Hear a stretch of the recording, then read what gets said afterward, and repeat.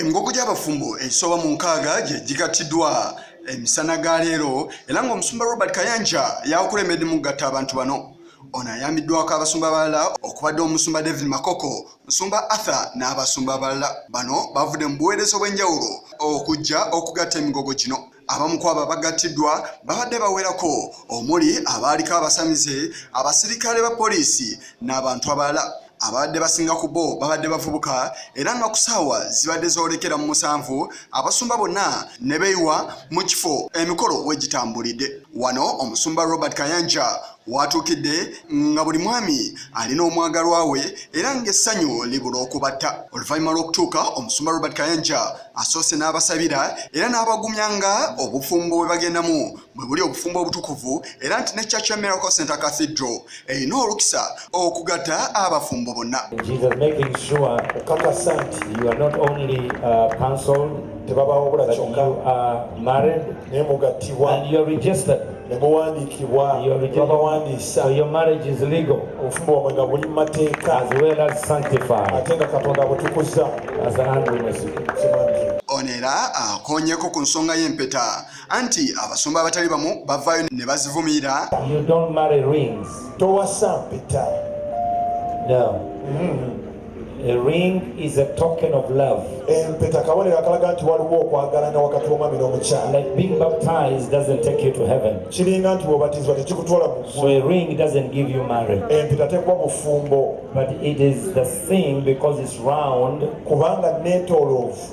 So your love has no ending. Your marriage has no ending till death do your part. It's the only thing man has ever developed to put together, and we use it in order as a sign of our love. Oluvannyuma awadde omukisa awo bonna abazze okubeerawo ku mbaga eno bwe babaawo alina ekirobera abamu ku bafumbo babadde bagattibwa olunaku olwaleero obufumbo bwabwe obutagenda maaso akyogere kati oba si kyekyo akisirikire era wabuzeeyo omuntu yenna akikola.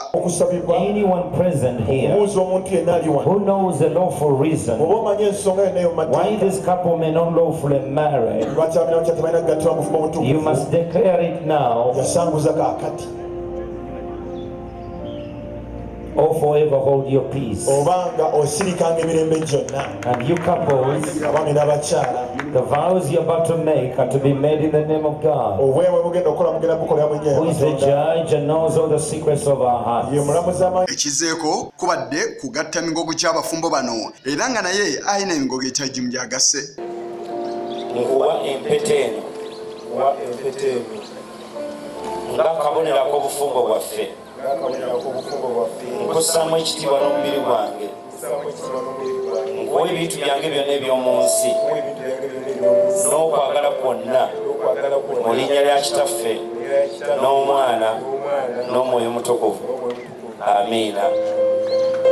Oluvannyuma abakuutidde okwagalana saako n'ebintu ebirala. Ono avuddeyo n'atangaaza ku bantu abavaayo ne bavumira obufumbo obw'ekikanga kino obw'ekikungo n'ategeeza nga awo bonna abavaayo okubuyiwamu amazzi bye boogerako bwe batabitegeera. Abantu bagambye, nawulira bagamba mbu embaga zino ez'omukungu tozigendamu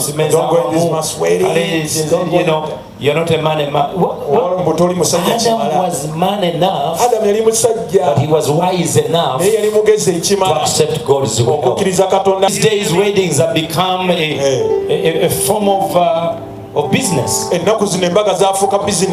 Serious.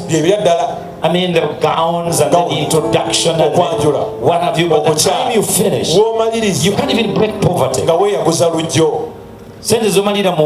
money you spend on a wedding, you cannot even build a house in it. But today, if we ever found you poor, Onera asuubizza okulaganira wamu n'abasumba abalala mu buweereza obw'enjawulo era n'abasaba singa wabaawo atannabakutongoza bufumbo bwe ajja amweyungeko. We are going to help the people of God. Nammwe abasumba abagattiddwa olwaleero mwebale mukutudde ku basumba ekikoligo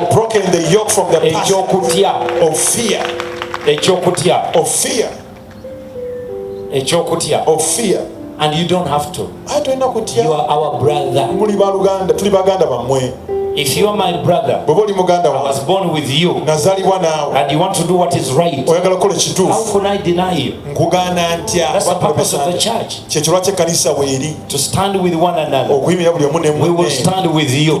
Mu ngeri emu n'abo abasooka mu bufumbo bwonna obw'ekikungo abasoba mu 15 nabayina kyabasuuliddeyo. In December, we're going to have a big day for all the couples, now approaching over 5,000. Since we have wedded them, we'll have our day here, and we are going to slaughter our bulls and see how you're doing, and bring you some ideas of how you can enhance your love, but also how you can do business. Oluvannyuma lw'okubasabira awamu n'okubasibira entanda mu bufumbo bwe batandise olunaku olwaleero obutukuvu, basaze keeki era ne bagabirako bannaabwe abaabawerekeddeko, era ng'omukolo gonna gufundikiddwa n'ekijjulo ebyokulya ebibadde tomoni nga buli omu alidde n'asindisa bigere. Kigongo ku lwa Channel 44 olweggulo.